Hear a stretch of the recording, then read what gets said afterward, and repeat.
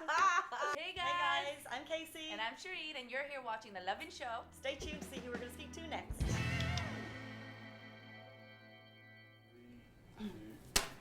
Hello everyone, welcome to this week's episode of The Lovin Show. Shireen is back. Hi, welcome back to me. Did I really welcome myself back? Wow, okay. Welcome back to Shireen. Hi. And this week we are joined by the region's first ever plus size model. Welcome, Ameni. Welcome. How are you? Thank you for joining us. Thank you for having me. Right now we're seeing your video everywhere. If you want to explain to our followers a little bit about what it's about and where the concept came from. Okay, so I had a recent little campaign, so it was about anti-bullying. And I tried to use words that I would hear like every day from people, from my friends complaining, from calling names. So words like fat, or words like obese or ugly, Die, shut up, Extreme. words like horrendous, fat, stupid. horrible, stupid, hideous, words that we would use on. Some people use it on a daily basis without really knowing the weight of the words and how much it can affect someone and how much it can, like, you might say it as if to your friend as a joke, oh, you're ugly today, but she's your best friend, you're joking with her, you don't mean it, but she can go back home and it can actually affect her, and she could even, like, you know, cry about it without you realizing the effect of it, and even though you think she's really pretty. And then I changed those words to replacements in words that you can use on a daily basis also to someone. So beautiful, strong, courage, confident. I remember all over my chest, I am strong, I'm pretty, I'm courageous. And the soundtrack got really positive too, didn't it? So like all the words that we use that we think aren't affecting people, I changed them to words that we should use more often to talk to people with. So that was the whole concept of the video. It's really, really nice. It makes sense because words are really impactful, and like you said, you never know how, you never know what insecurities you could be tapping into by saying those negative words, right? We underestimate it. Exactly. So like, how did the concept come about? Like, what actually inspired you to come up with the whole thing? The song. The song. No itself. way. Yeah. The song, because I listen a lot to music. I listen What's to the title of it again? Scars. Scars, yeah, of course. Scars. Okay, Alicia. Mm. And when I was listening to the song and I was listening to the words, you could feel the artist sending a message out there. And I was like, why not take the song and make it to a video using the words that make it more accurate to life and using words that we use on a daily basis without realizing. Nice. We've seen like a couple of videos like this, kind of self-love videos going online, going viral. We shared a couple recently. Why do you think people are sharing these videos now on a platform like Instagram, which people know can be sometimes a little bit more on the on the let's say one-sided. On the one-sided. Now it's more about self-love. Why now?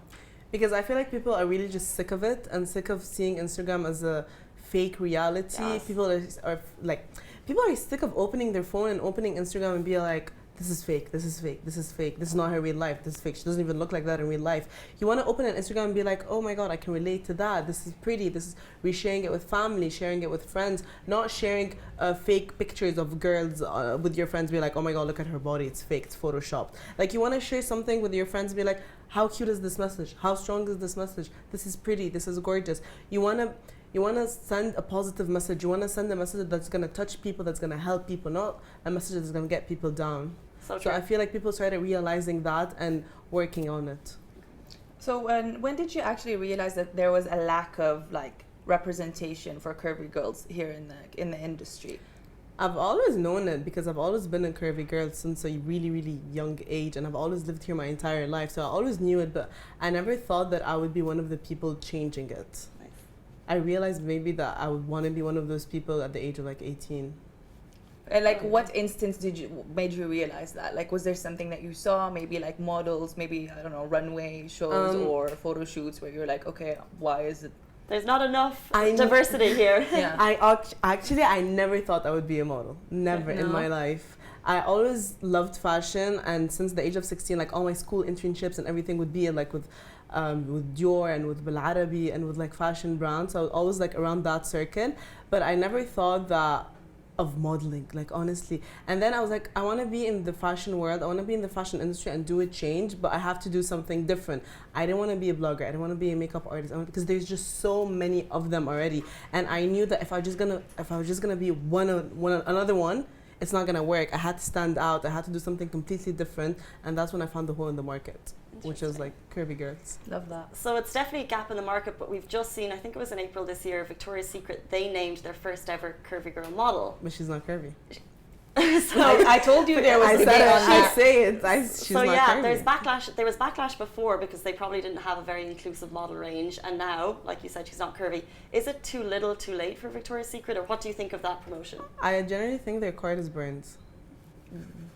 Because it did happen after backlash. Exactly, because after the incident that happened last time when they said, oh, we don't want like no trans, no curvy, no nothing on the runway, and then they got backlash big time. So they're probably in a situation where they're like, oh, I have to fix this. Mm-hmm. So they'd be like, okay, here it is, a curvy woman. Like, are you kidding? Like that's not even someone close to curvy. It doesn't represent. So exactly. So they're trying to fix it, but instead of fixing it, they're making it worse. Yeah. So okay. I think they're. Fair. Card is burnt. The card is burnt, yeah. So we did a little bit of stalking on your Instagram account, and we absolutely love what you said in your bio. It's all about confidence, Habibi. I think it truly represents who you are as a person and what you stand for. So they're obviously true words, but sometimes they're easier said than done. So have you always felt super confident? Were there moments? No. So do you remember any moments where you really felt? When I was a kid, I was in the French school, so I always grew up with the European silhouette, and I look nothing like the European silhouette, to be completely honest. But I learned to accept it, and I learned that every body is different and every look is different, and it's special. Every single look is. If we all looked the same, what would be special about us? Mm-hmm. What would make you you, and what would make you you? If the three of us look the same, nothing would be special about it. The three of us have a complete different look, and that's what makes us special. So I realized that I should take that into advantage and focus on it, and that's when I started learning to love myself and to appreciate myself and to embrace what I already have. That's amazing. Nice. I think it's a message that constantly needs to be ingrained in people to remind people to be confident. It's easier said than done, like you say, but I think we need to constantly remind ourselves. And it's hard. It's honestly hard to look at you, because it's so easy for me to tell you, oh my God, you're so gorgeous, you're so pretty. But it's hard for me to tell myself, you're so pretty, you're so gorgeous, but meaning it. Mm-hmm. That's the hard part. It's so easy to say to someone, but when you say it to yourself, when you look in the mirror, it's harder. Yeah. It's harder. But talk to us about other models in the industry. You've broken the mold for the first curvy model in the Middle East, and you've worked with a lot of cool brands. Are there more models following in your footsteps now? Yes, actually, last time I checked was before summer, 25 models, curvy models got signed with agencies. So it is it's creating a movement. People now have the courage to go and apply and want to be signed and want to be curvy models. Nice. E-commerce here is working really well. So there's more e-commerce, there's more curvy models going out and wanting to do e-commerce and wanting to model. So it's working, honestly. It's a small community started to be created. So it's cool. That's amazing. So, obviously, so it started coming up now. It's to prominence, the term curvy model, and it's bringing to light, obviously, what needs to be happening, which is showing representation for what usually isn't. But do you actually think that people need to still be using the term curvy? Do you see it at any point being gone and banished and just maybe calling yourselves models? I hope so, honestly. To start with the word plus size, I hate it. And I always tell media or whatever it is, I hate the word plus size, because you don't call a thin model minus model, do you? Actually, you don't call her a minus model to consider her skinny. So why would you call someone curvy a plus? Okay. So it doesn't make sense for me. So the word plus size already, I hate it, and people started to realize it. But brands need to cooperate with that. For example, on the internet, some brands removed the category plus size and wrote curvy instead. Okay. So people started to get used to it, but everyone needs to accept that the word plus size needs to be gone. So I feel when that happens, we can stick to curvy for a bit. And then when curvy gets accepted and full on, then we can remove curvy. But also people have to stop calling other models skinny models and thin models and black models and a white model. There's labels to everything. So from all around the areas, it has to be removed to be able to just go to the word model. So it's still a long way, honestly, but I'm sure it's gonna happen one day. Getting rid of labels is very important. Because imagine those labels for other careers. Could you imagine Imagine executive, coordinator, manager. Skinny As journalist. the skinny Plus size journalist. Exactly. It's Yeah, the you're same right, it thing just for wouldn't us. Yeah. Talk to us about, have you ever experienced any limitations kind of working in the industry, trying to get a foothold into it? Challenges? Or? Yes, of course. It's hard because I'm still new. My career in September is going to do 1 year, so it's still a new You've career. done a lot in 1 year. A lot. Thank you. So it's still, everything is still brand new. So some brands are not convinced, still not convinced with the message, still not convinced, still scared to take the risk, scared of people's reaction. The fact that I'm still like new-ish, sometimes they're scared, sometimes they completely love it and they want to support me and they want to work with me. So it depends. But I'm the type of person that like, the second I entered this industry, I knew this was gonna happen, and I knew that not everything's gonna be yes. There's gonna be a lot of no's, but when you're not scared of failure and you're not scared of the word no, you'll succeed no matter what. It's a really good message. Yeah. So, who are your role models actually in the industry? Do you have any in mind that you've actually looked up to and have inspired you? To be completely honest, I looked up a lot to Ashley Graham, and I met her a few months ago. Oh, cool. And yeah, she came and she did the opening of the shop in Dubai Mall, and I met her there. She's really nice, and she helped me a lot, gave me a lot of advices. But she's at the end of the day the biggest curvy model in the industry. So I looked up a lot to her, and also to Taraji G. Hamson, the actress. Love her. I love her so much. She's so powerful. She's so strong, and she's so dedicated, and she knows what she wants. And Beyonce. Of course. That woman is something else. Beehives don't come for us. Yeah, exactly. Because we stand. We absolutely She's stand. so these three, honestly. Amazing. Crazy. Before we go off into our next segment, final question, what has been your kind of career highlight in your short career so far? 3 things.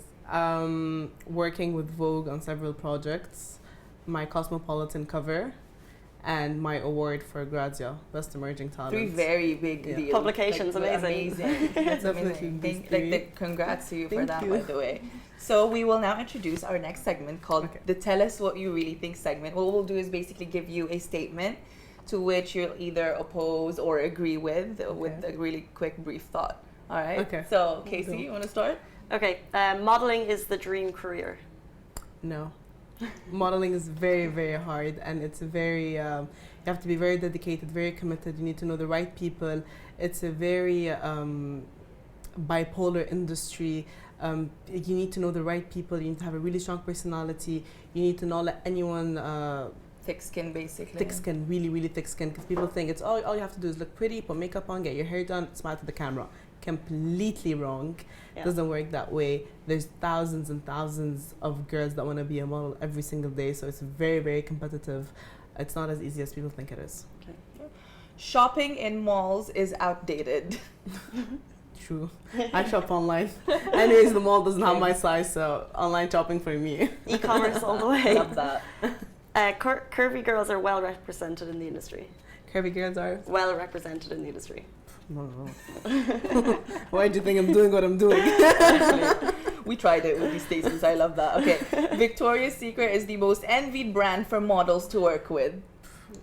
I would never work with Victoria's Secret. Oh, wow. Statement. Big things, guys. Yeah, Mm. no, I wouldn't. No. I no. It's literally just a little too late for you now, It's too so late. yeah. Khalas, like, Yeah. their card is completely burned for me. It's They surprising haven't they given a didn't try chance. and, like you said, they burnt their cards so late. Like, why they didn't kind of modernize a bit quicker? It was just... I genuinely think because I remember once he said in an interview that Victoria's Secret is a fantasy. It's a fantasy world. So what is a fantasy world? A fake world. Mm-hmm. So he knows what he's selling to the world is fake. Like, then now because now Victoria's Secret is losing so much. The last fashion show, the views were Went ridiculous. Like, and so people are awake now. People don't watch the fashion show anymore. People don't even care. Yeah, the lingerie itself is nice. Mm. It's pretty, even though it's kind of like overpriced for what it is. But I don't even bother entering Victoria's Secret, for example.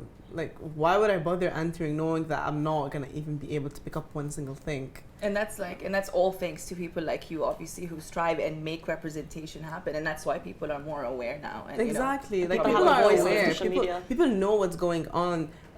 yeah, okay, if you can fit in a Victoria's Secret suit, that's amazing, good for you, but that's a minority for me, not a majority, because all around the world curvy women are a lot, like it's a high percentage. So why you but not me?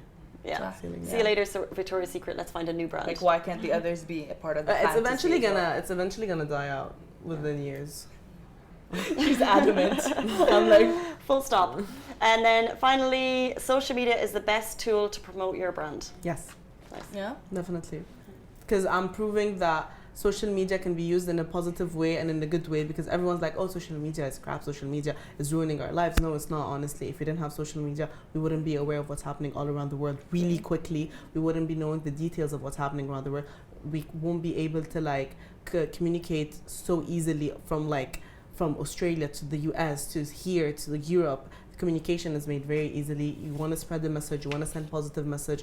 When you're someone like, when you're authentic and you're real to yourself and you know and you're confident about what you're promoting, you don't have to be scared about anything. Social media is supposed to be your best friend then. Amazing. Thank you.